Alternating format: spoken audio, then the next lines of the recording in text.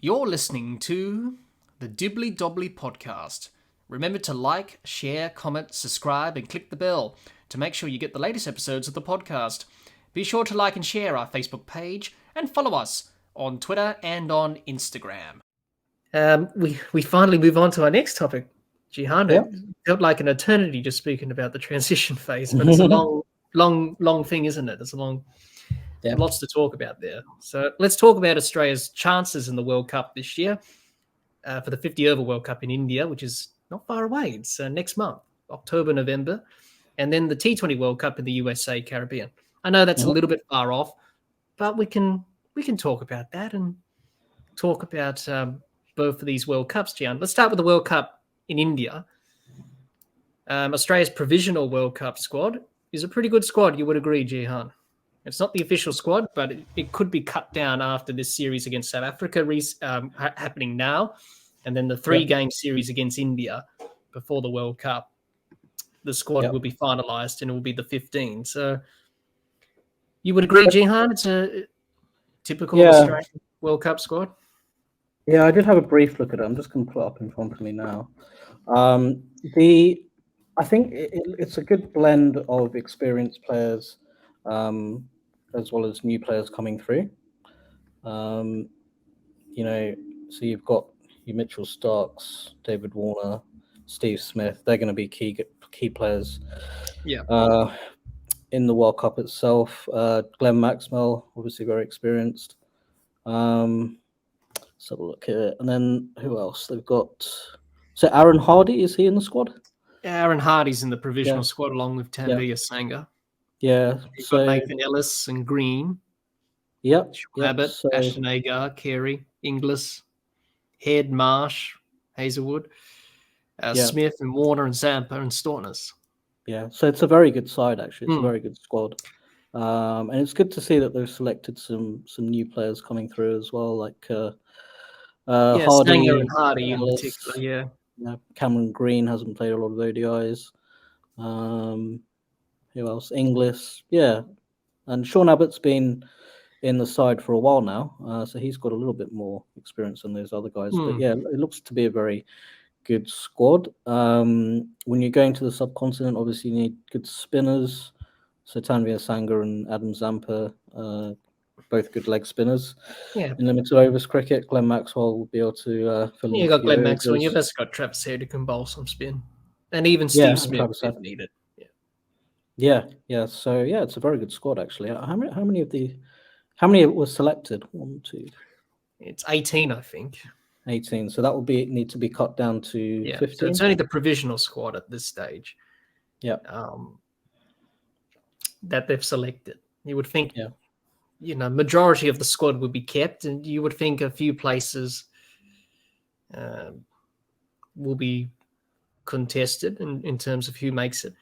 But you would think whoever does well in South Africa, Hardy and Sangha, also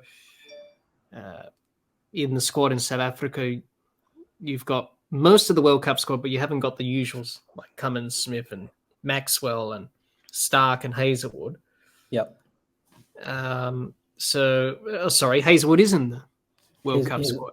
In the one-day squad in South Africa. Sorry. Marnus Labuschagne's come back after he was dropped originally. He's back. He's wanting to prove a point. Yeah. Because Smith is out, that's why he's back. So whoever does well in this series against South Africa, but also the 3 games in India, I would think will make the squad. But looking at the provisional squad, it's a pretty good squad anyway. And I think it's the last chance saloon for some of them in terms of winning a World Cup. Like Smith, Stark, Warner and Maxwell. Maybe Hazelwood as well in that list. And Pat Cummins, he'll probably play the next one in 2027, you would think. But for those other names I mentioned, it's probably the last time they'll have to win a World Cup. And sorry, go on. No, I was going to say Mitchell Stark was the leading wicket taker at the 2015 and the 2019 World Cup. Yes, he was. So they didn't quite win the World Cup in 2019. But he's going to be a key player. I think he's their best bowler in ODI cricket. Yes. Yeah. By far, I agree there. Yes. So it is a final chance for a lot of these players. Yes.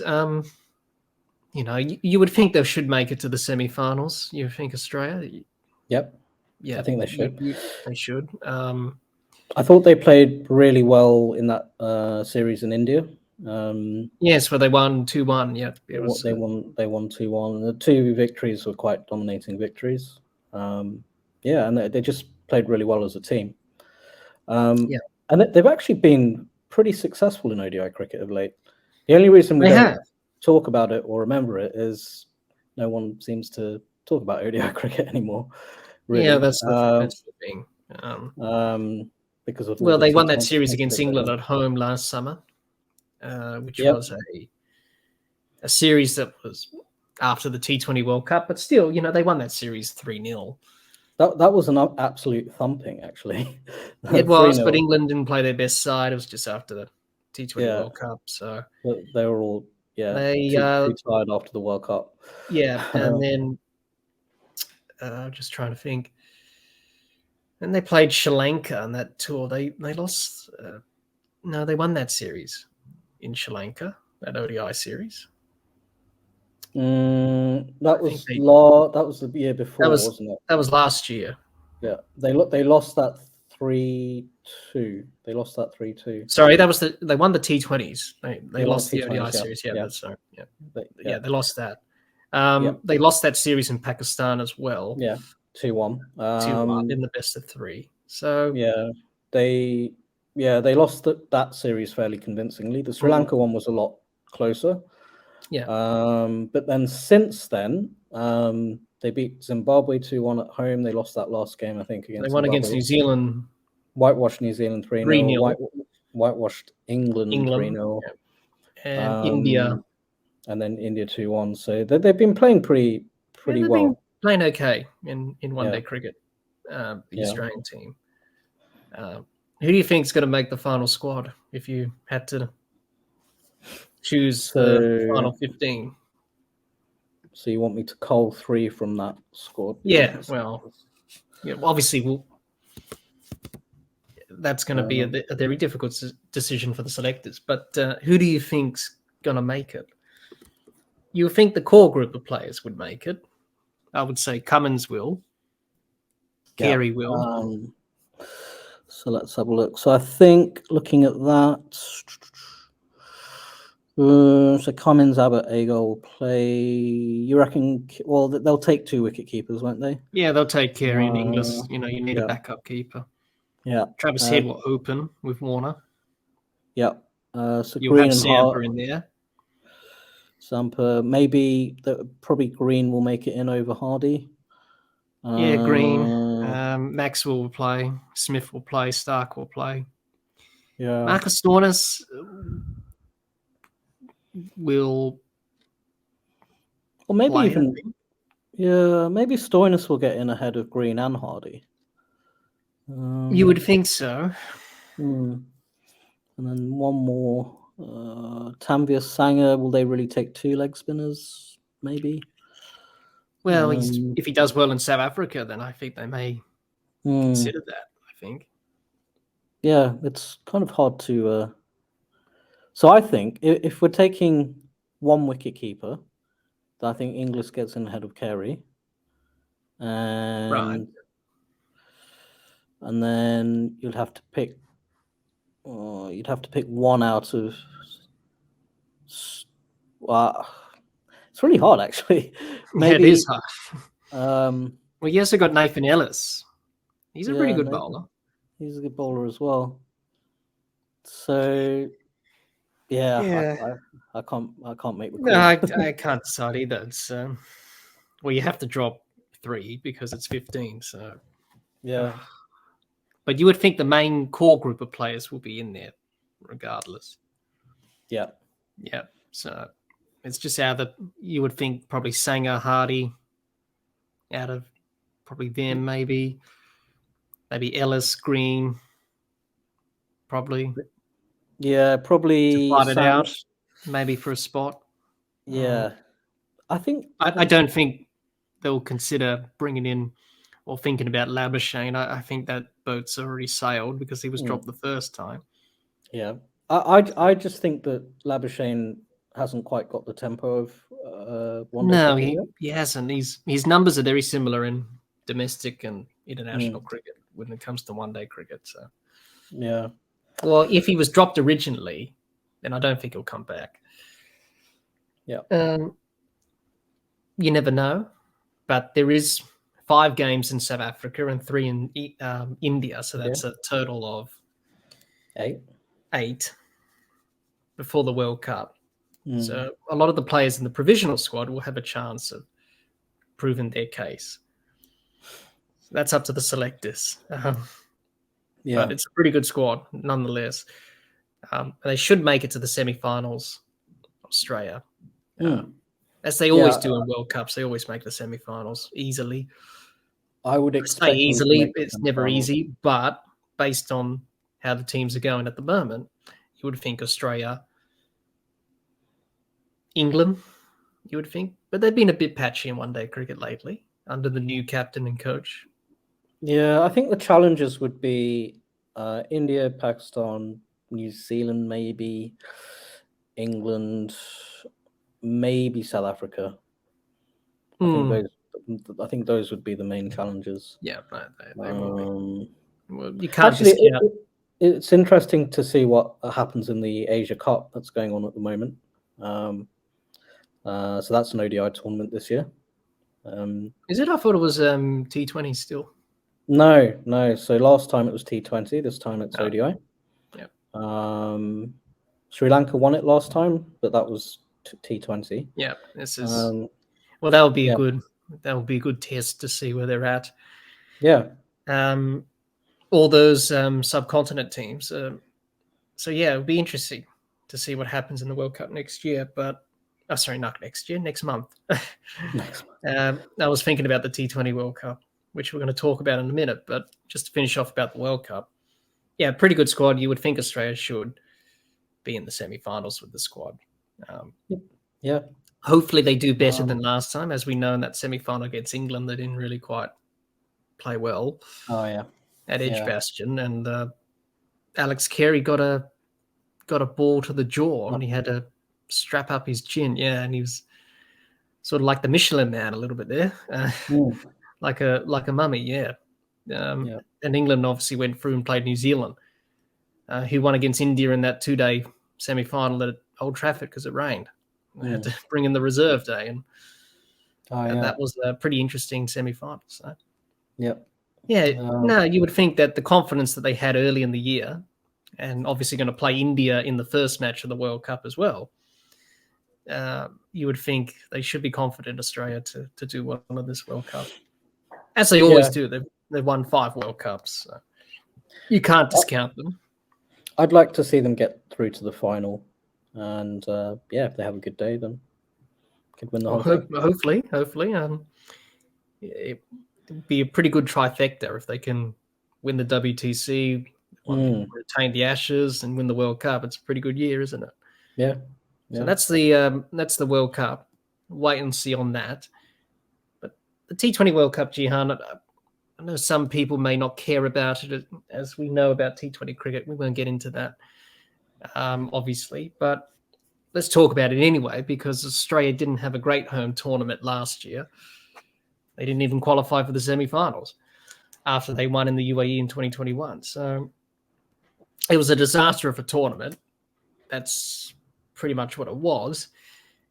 The squad that they've selected in South Africa currently is sort of an eye towards the future, but also players who may feature in the World Cup next year in the USA and the Caribbean, Jehan. Yeah. Do you think, obviously more teams in the World Cup next year, because they've changed how the World Cup format is for the T20 World Cup. But you would think Australia would challenge and be thereabouts. How do you rate Australia's chances for the next T20 World Cup next year, Jehan? Do you think they'll feature in the semis? Do you think they will not? I think they definitely can if they pick the right squad. That's what I would say. I would love to see them testing out all their young talent that's coming through. Players that have been coming through the Big Bash. Out of all the experienced players, the only one I would probably take would be David Warner, because he's a game changer, and it would be his last tournament. He's indicated that he wants to play in it. I would not pick any of Australia's test bowlers. I think we need to use the T20 side and this tournament to have a look at young fast bowling talent coming through. Well, they've already done that. Spencer Johnson's been selected. Yeah, so I was quite pleased about that. So they've gone down that avenue, and it will be a good experience for them, because it would be their first experience at international level. So, if they later on get into the ODI sides or test sides, it will be less daunting for them, essentially. So I think it's good to be able to pick young players who are up and coming in the T20 squad. And in terms of other experienced players, I think probably Glenn Maxwell will go, because again, he's another game changer. Stoinis, Mitchell Marsh, and Tim David's another really good young player in T20. So he should get picked. I think they'll have a good chance, really. I remember before the 2022 tournament, they weren't doing particularly well, and I think they lost in Bangladesh and they lost in the West Indies. Yes, they did. And they weren't having a great time of it. No. And then, so I didn't really give them much of a chance. But then when I actually looked at the squad, I was going through it when it was released. I was thinking, actually, this is a pretty good team. And they ended up winning. Yeah. So, I would like to see, as I said, them picking younger players coming through the BBL.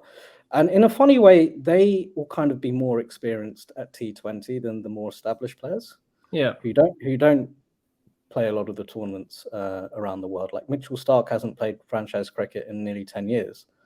Pat Cummins goes to the IPL, but he can't keep his place in the side most of the time. Our most improved T20 bowler in the last few years has probably been Josh Hazlewood, but I think that's affected his fitness in his Test cricket. Yes. But yeah, overall, I think that's what Australia should use T20 internationals for, to get their young. Yes, I think be more specialist, as we talked about before. Have a different squad, and don't have the. That's what they used to do in one-day cricket, where you just pick your Test players. Yeah. Whereas in T20 cricket, they sort of do that at the moment, the Australian team, but all teams do as well. But some players are suited to T20 cricket and others aren't. Yeah, you'll get the occasional player that can't quite make the step up from domestic level to international. But in T20, I think really there's probably only a few of those. So I think they just need to be given their chance. And overall, I think if they do that, I think Australia will have a great chance of going far in the tournament. I mean, it's always a little bit of a lottery. That's just the nature of the game itself. T20. I'd like to see them going through to the semi-finals, and it would be great if they could go all the way and win it. Absolutely. But we shall see in a year's time. That World Cup's not until 20. Yeah, in a year. Yeah. In a year's time, but in terms of where it's going to be staged, probably is it June, July, that period, or August, right about there? Yeah, in the summer. Yeah. Yeah. So it'll be interesting to see what they do there in 2024. But obviously, they will want to do better than they did last year, Australia, because it was a pretty disastrous tournament where they didn't qualify and missed out on net run rate, unfortunately.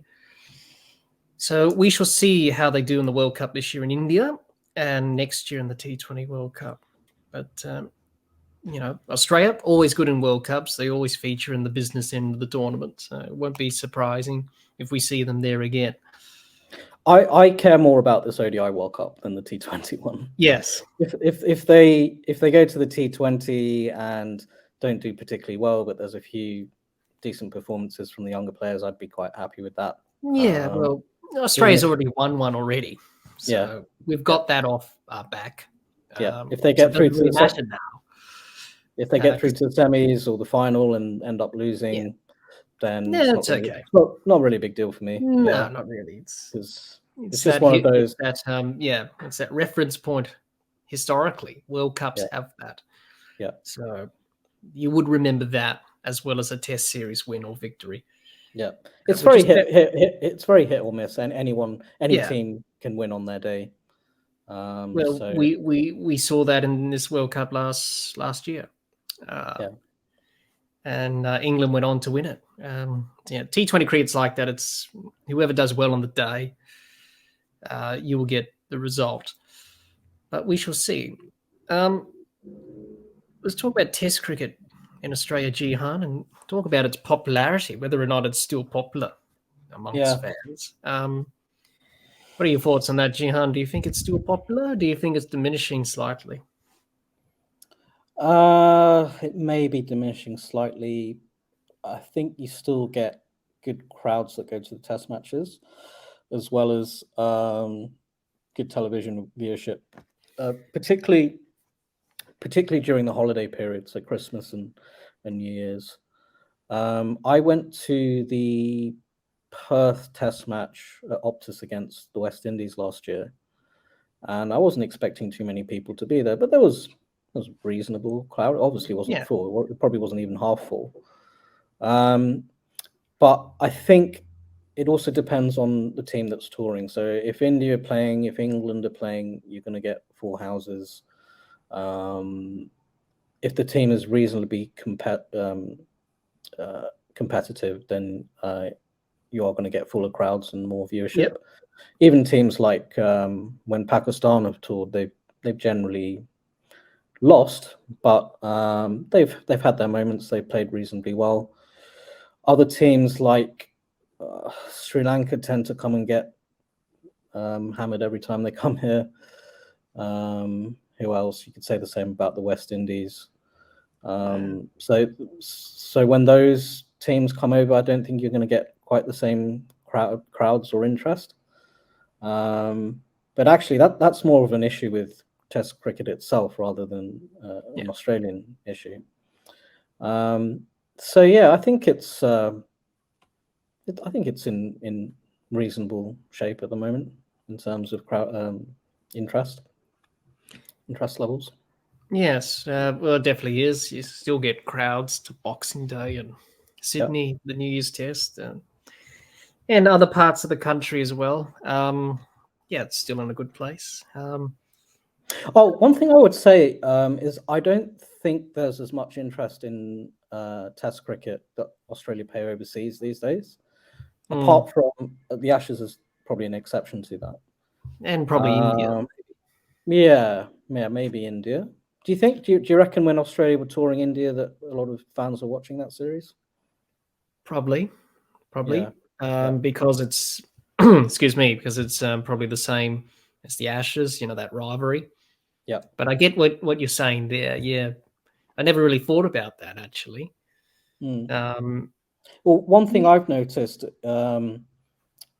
since moving here is as soon as it's winter, nobody talks about cricket or even mentions it.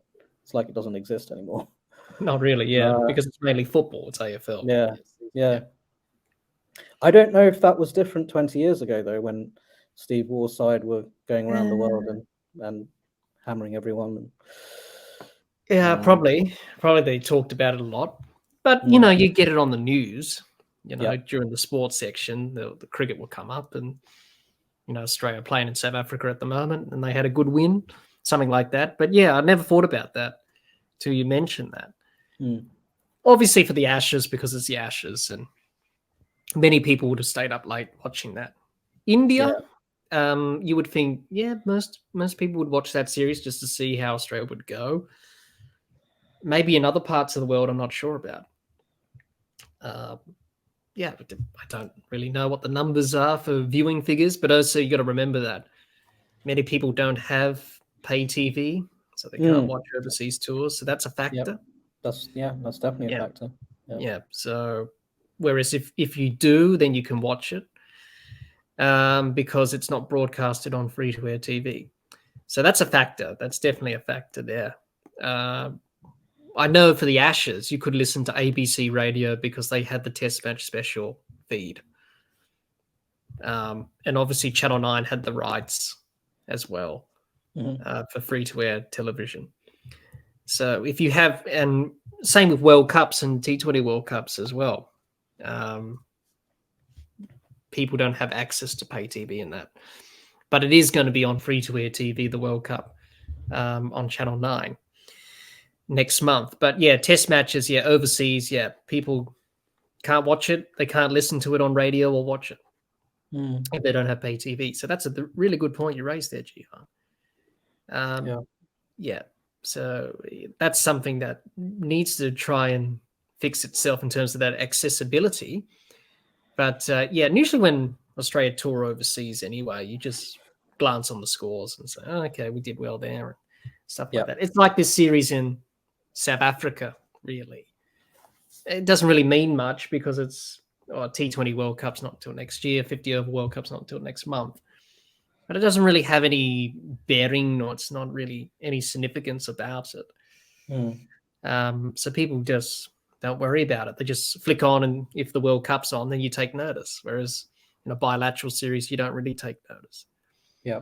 So that's the case with Australia touring overseas as well. But I think mainly England, India, I think people would take an interest in that. And if Australia tour New Zealand, for example, which they will next year, maybe people have an interest in that. Yep. It's the same in other parts of the world as well. Yeah, I mean, the New Zealand tour would have a similar time zone as well. Yeah, also you've got to factor in that as well. Watching cricket in England is very difficult, especially in the other parts of the state of Australia. Not so much if you're from the West, which is a little bit easier. Yeah. In terms of watching cricket overseas, whereas in other parts of Australia, it's not really convenient. So, that's a very interesting point that you raised. I think the interest is still reasonably healthy in Test cricket in this country. When South Africa came last year, they weren't really too competitive, but we still got good crowds for the matches. Yeah, we did, and the interest was there, I thought. Yeah, it's certainly alive and well here, but in other parts of the world, it's a very difficult sort of challenge for those other countries, which it hasn't really done well. But it's still in a good place. People still love their Test cricket, and they want to watch it and see Australia win and do well. So it's in a good place, that's for sure. Yeah. Let's talk about domestic cricket, Jehan. Let's talk about the domestic scene in Australia, domestic cricket, mainly about what can we do to make it better, really, in terms of the system or the structure, how the domestic season's scheduled, mainly, because that's been a talking point. So let's talk about that. What are your thoughts on that, Jehan? Do you think needs to be improved, the domestic structure as it is at the moment? Firstly, I'd say it is a very difficult thing to do.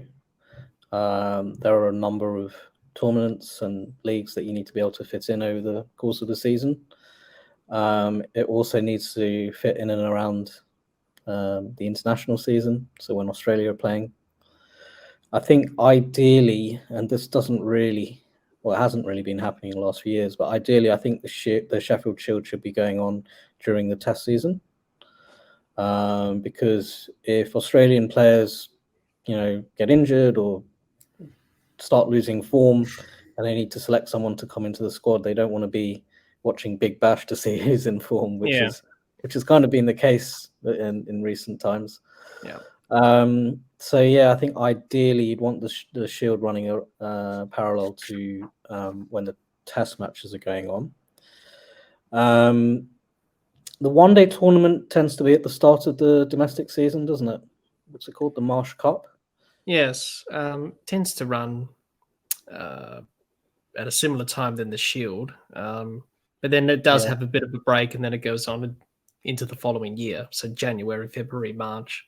It finishes. Yeah. So I think so ideally you'd want that to be going on during the ODI leg of the international season.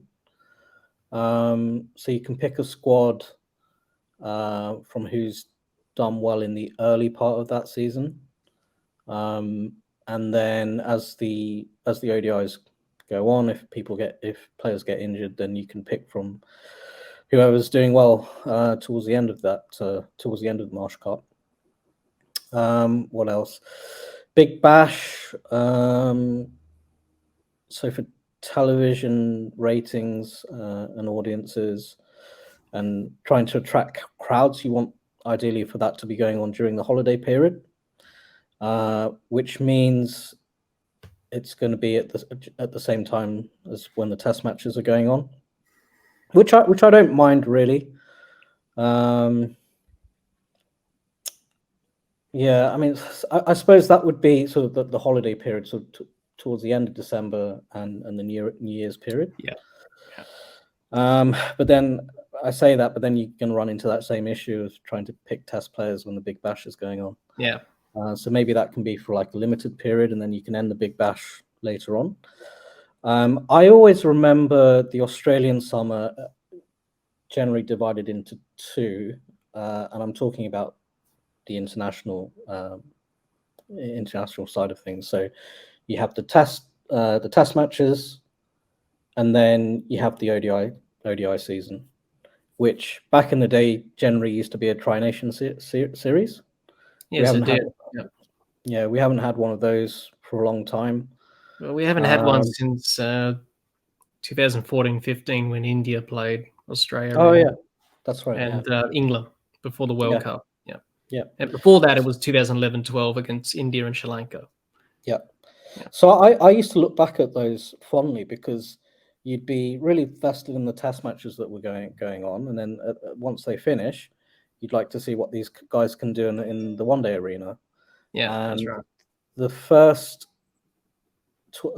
Tri series that I can remember was during the Ashes season of 98-99. Where Sri Lanka joined as the third side in the Carlton United series. And that, I don't know if you can remember that one, but that was a pretty dramatic series. Yes, it was with Murali.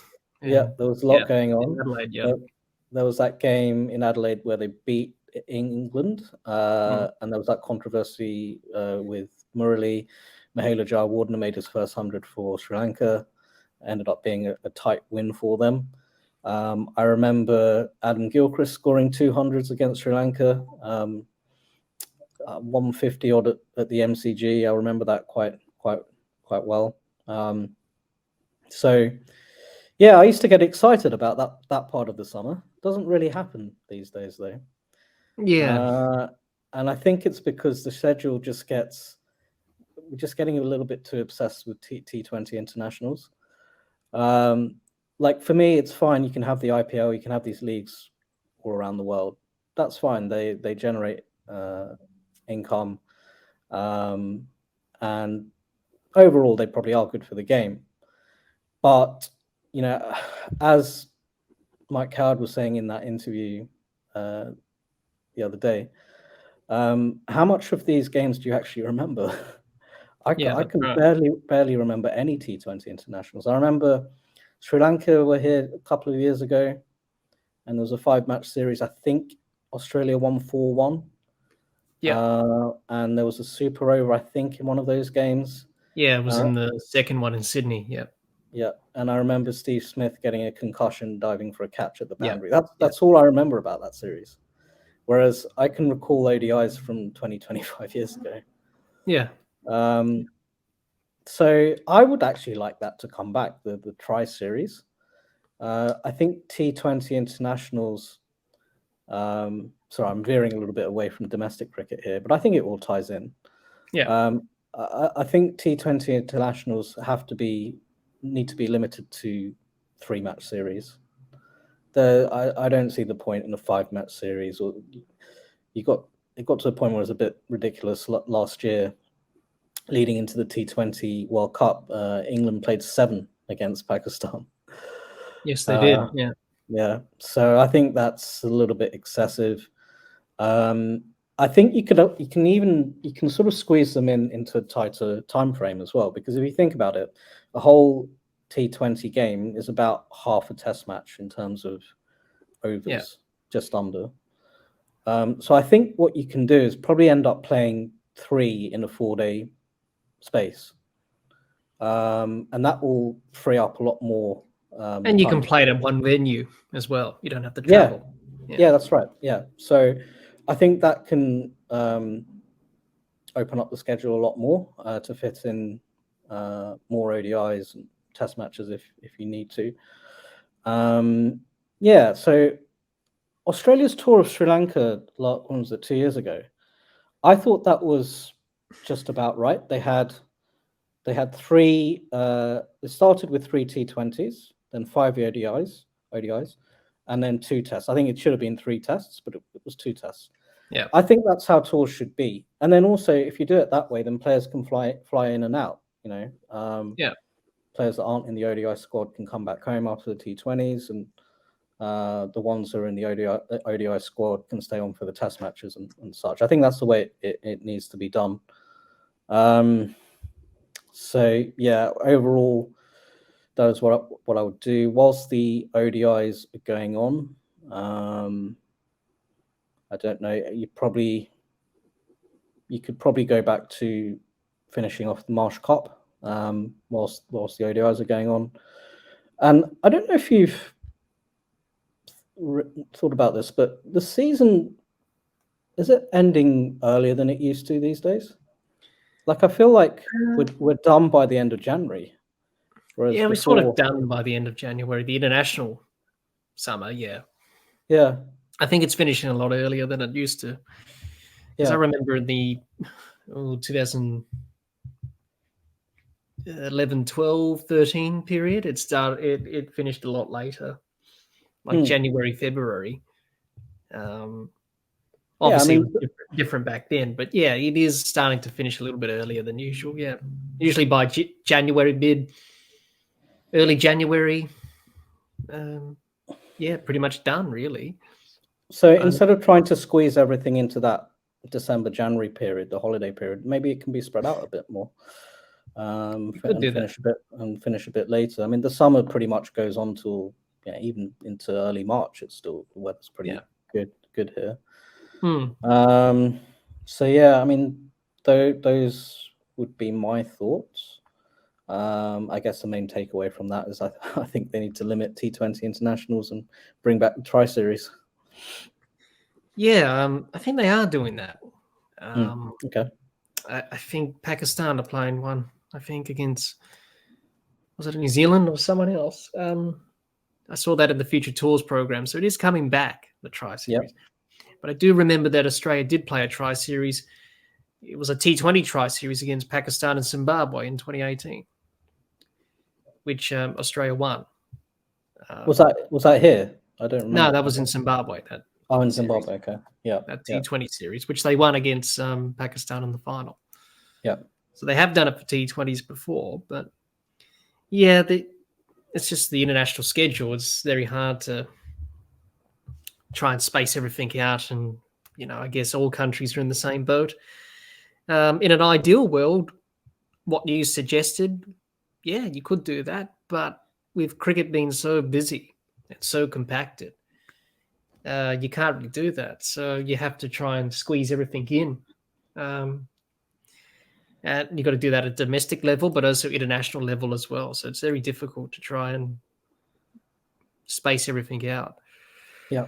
But that just comes down to the ICC international cricket, knowing that there's a problem. You're playing too much cricket. Yeah. And it's losing its value a bit with some of the formats. Because there's just too much, and people get probably tired of it as well. international cricket, there's so many series on. Mm. Where do you look? Same in the domestic summer as well. Okay. Yeah. We're playing Sheffield Shield, but then now we're playing Marsh One Day Cup, and now we're playing Big Bash. And other competitions as well. So definitely Cricket Australia can have a look at it and say, okay, we can probably improve the schedule a bit. This summer, the schedule will start a little bit later because of the World Cup. So the first Test match won't be played until nearly the end of December, which is a late start. Yeah. Yep. That's against Pakistan. That will be at Perth. Because of the World Cup starts in October, November. And then, everything gets pushed back. So that's why they're starting a bit later, the Test summer. So that's just the way it is in international cricket. So, it's definitely changed over the years, the domestic structure, the domestic fixturing, and how it's structured as a whole. But, I've certainly noticed that over the years that it's changed dramatically, and it's a lot different to what we used to in those sort of periods of 2010, 11, 12, 13. You would often have a test series, and then you'll have 5 one-dayers against whoever's touring, and then you'll have some T20s at the end. I remember that back in those days. So, it's definitely changed now. And it gives a bit more context to the tour as a whole. When, for example, if England come to play the Ashes, then they play an ODI series after that, instead of just they haven't done that. They didn't do that last time. No. So as opposed to just random teams coming in and out during the course of the year. Yeah, that's right. So I would like to see that tri-series coming back. Three teams that are reasonably competitive. I think they can play each other 3 times each. I think back in the day, when the interest levels were really high, it used to be 6 games or 5 games or 5 times. Yes, it used to be that. Yeah. Yeah. So I think 3 is enough. Each team plays each other 3 times. Top 2 teams play a final series of 3. I'd really like to see that come back. And I used to feel that was part of the cricketing summer. Now it's sort of like you finish watching the Test matches and then you get 5 T20 internationals, or 3, or you just get 3 ODIs. Yeah, or exactly, just 3 ODIs which are forgotten about. I think even with the ODIs, the reason for its decline is just not playing enough of them. I think. And it gets to a point where you start an ODI series and the players haven't played for like almost a year. And they're trying to figure out the pace of the game during the game. Yeah. Which never used to be the case. No. Never used to be the case. It's just, I just really hope that it doesn't completely decline and then fall off the radar. They say in 4 years' time it could be not here altogether, according to the MCC there. But that's just the way that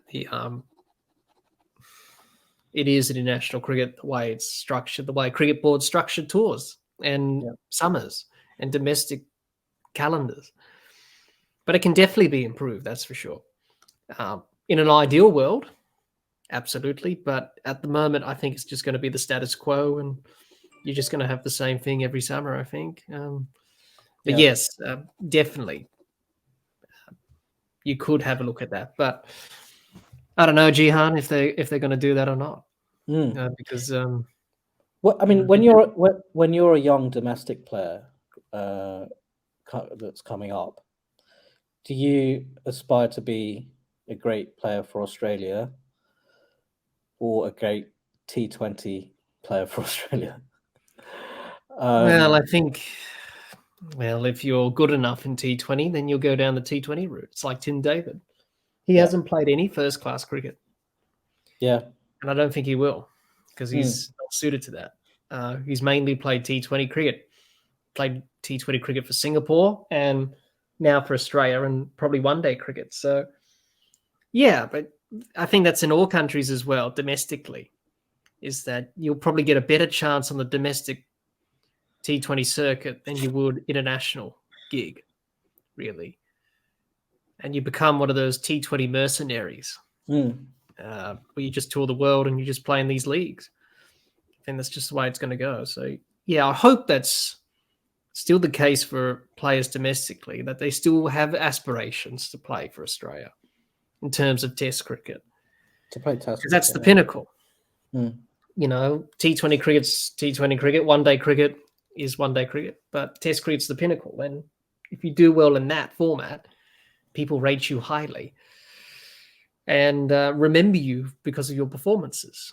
Whereas in T20 cricket, they just remember one innings or really not much of your career, really. So, well, you're never going to go down in history. Well, people won't remember you for being the greatest ever T20 international player who didn't play any of the other formats. Yeah, I mean, even if your statistics showed that, people won't remember who you were.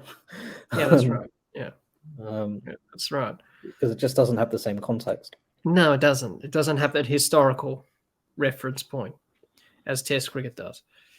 Yeah. One-day cricket does because you have World Cups, whereas Test cricket, you have that history. T20 cricket, you don't. Because it only came in the early 2000s. There's not much history behind it. Yeah. Really, to reference. So it's still a new emerging format, really. Even though it's been around for more than, since the early 2000s, so nearly 20 years. It's still brand new, really. It's just becoming more and more dominant, as we know, in the world. And that's the thing facing all countries around the world domestically, is that, domestic players will probably choose that option of playing T20 cricket over their country, which is the case in some parts of the world for various different reasons. So hopefully in Australia, that is not the case. Yeah, and for me, it's just too fickle a format. Like, you can't plan and find talent and build up a squad to dominate in T20 cricket and win the World Cups. You just can't do that because anyone can win on their day. Yeah, that's the way how things are. I don't understand, as Mike Cowd was saying, I don't understand why we're playing one every 2 years, because that trophy is just going to keep continually changing hands. Yeah, that's right. It already has. We played 2 World Cups back to back. Yeah, so it makes the whole thing pretty meaningless. Yeah, I remember the gap between the 2009 and the 2010 T20 World Cups was 7 or 8 months or something, which is just like, so we get to keep the trophy for 8 months. Great. Yeah, that was the thing. They played in 2007, then 2009, 2010, then 2012, then 2016. It was 4 years, and then 2014. Then 2016, then it was meant to be in 2020, but then shifted to 2021 in India, but then that wasn't played in India, that was played in the UAE, and then last year in Australia. Yep. And then obviously the next one's in a couple of years, 2024, which is only next year. So, I don't know. That's it should be every 4 years. They've done it. They want to, it should be. Obviously, in women's cricket, I can understand why it's every 2 years, because women's cricket, it's a different structure to the men's side of things. And I think the more cricket they play is good. So I don't mind for that. It's in the men's side, you keep having these tournaments, then what's the point really in playing a World Cup, a T20 World Cup every 2 years where you're going to have a different winner and you've already played one, especially in this period. But I think that's just the way the ICC have planned it. They have a World Cup of some sort, or a tournament, every year for the next 4 years, I think. I see. The way I'd do it is I'd have it every 4 years, and then have the World Cup every 4 years, but then have a 2 year period between the T20 World Cup and and the 50 over World Cup. I'd probably bring back the Champions Trophy as well, which could be played one of those years. So you have sort of like a cycle going. So you have T20 World Cup, 2 years later ODI World Cup, 2 years later T20 World Cup sort of thing. And then what you can do with your sides and your squads is you can gear towards building up for that World Cup. I think for ODI cricket, you do need, well, it used to be the case in the old days. I'm not really sure about if you can say that the same thing now, but I reckon you do need about 2 to 3 years to build up that squad for the World Cup. So you know who's going to be playing, and also to sort of gel as a team and figure out your way of playing as a team. Similar for T20 cricket, but I don't think you need as long. So for T20, you probably just need about 6 months to build that squad. Yeah, and figure out the way you're going to play.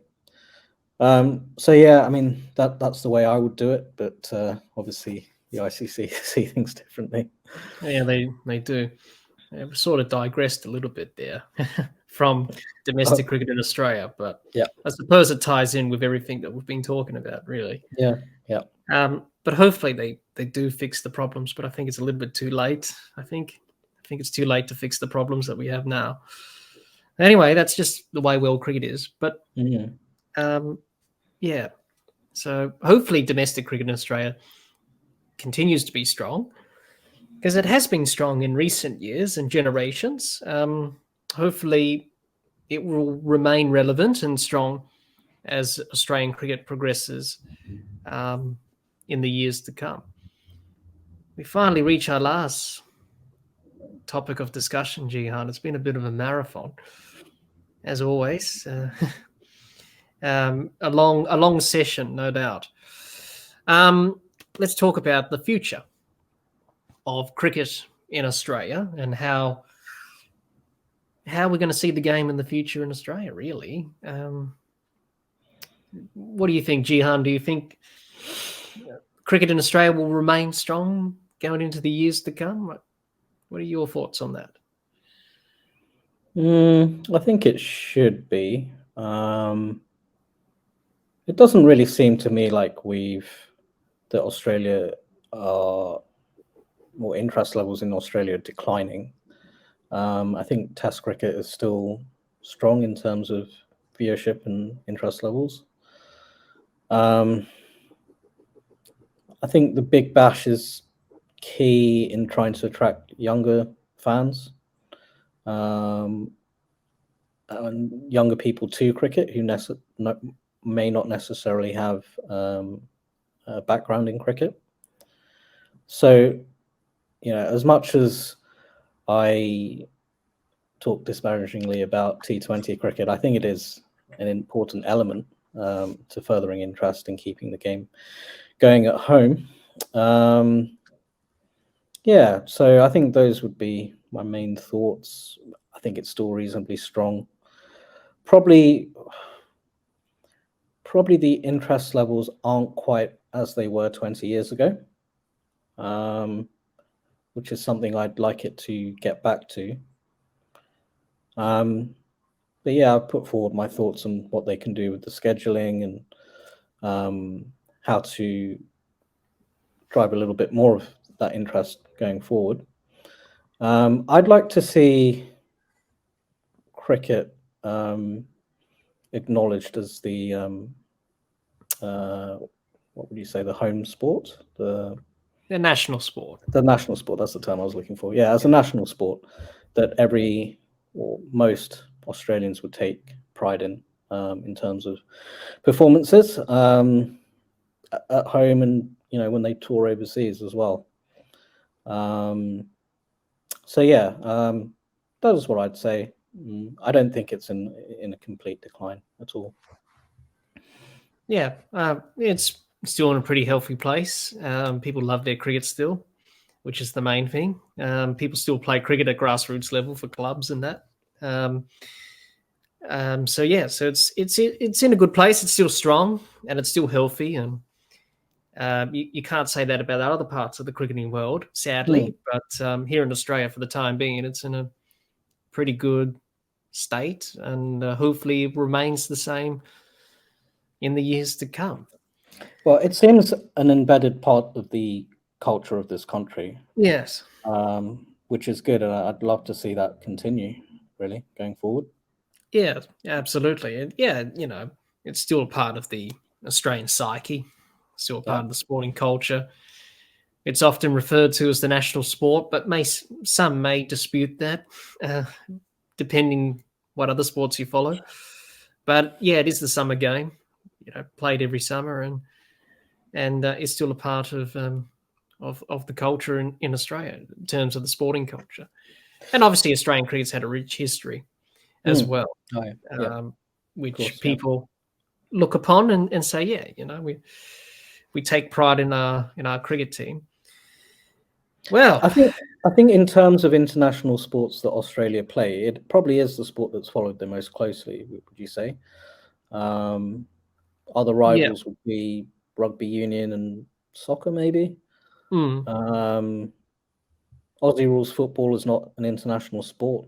Correct me if I'm wrong. It's more of a domestic thing. No, it's more of a domestic thing here in Australia.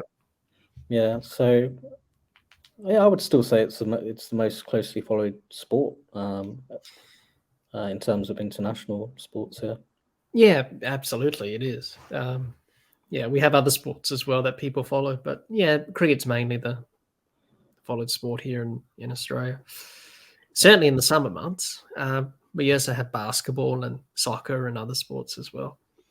But yeah, cricket's still popular. People still play it. People still watch it, enjoy it as they do. So we wait and see what the future holds, but no one really knows what the future is, really. Can't really predict that far in time, but hopefully the game remains strong and prosperous, and hopefully we still enjoy cricket for years to come in Australia. Well, Jehan, thank you for joining me on this episode of the podcast today to talk about Australian cricket. It was great to hear your thoughts on Australian cricket and hear your views on Australian cricket as well. It's been a bit of a long chat, so we may have to split it into parts for people to watch and listen. But I hope everyone still remained with us listening to this episode today. But we would love to hear what you have to say on Australian cricket. So do let us know in the comments section of this episode on our YouTube channel. We would love to hear what you have to say on Australian cricket. If you're an Australian supporter, what are your views on the game in Australia? How would you rate the team, etc., etc.? So do let us know in the comments section below of this episode. Jehan, any final thoughts before we pull up stumps for this episode? I think firstly I'd like to thank you for inviting me on to discuss all things Australian cricket. It's been really enjoyable, particularly dissecting Australia's Ashes performance. But yeah, I've really enjoyed it, and I'm really looking forward to the upcoming transition that we're going to have in Australian cricket as well. So well, thank you for joining me, Jehan. It's an absolute pleasure to have you on. You're more than welcome to come back on the podcast. Thank you. Appreciate that. Well, no worries. It was good to have you on to help me talk about this topic of Australian cricket. Before we go, everyone, make sure you subscribe to our YouTube channel. We're only 3 away from 700 subscribers. So to put it into cricket terms, we only need 3 more runs to raise the bat for 700. So it's an easy thing to do. Just click the subscribe button and click the notification bell so you don't miss out on any episodes of the podcast we publish. We're also on Twitter, so follow us on Twitter and on Instagram. Give us a like on our Facebook page as well. And also the podcast is available on Anchor, Spotify, and on Apple Podcasts, or wherever you get your podcasts from. So make sure you do all those good things and support the channel. It really does help the podcast going forward. And once again, thank you, Jehan, for joining me. And thank you, everyone, for listening or watching this episode today. Until next time, keep safe and bye for now.